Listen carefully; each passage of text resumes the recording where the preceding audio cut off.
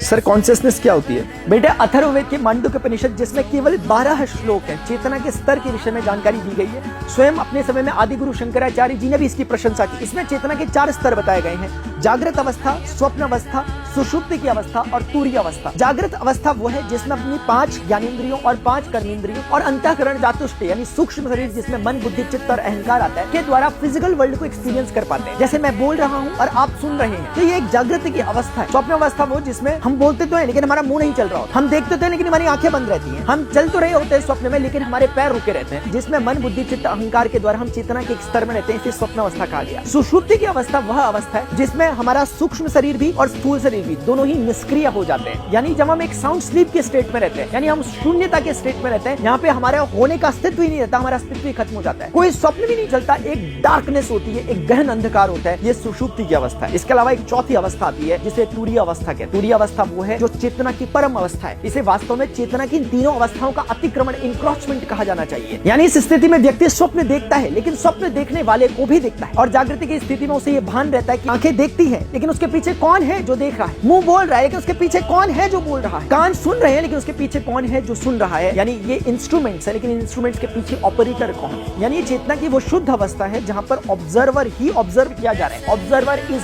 being observed का जो state है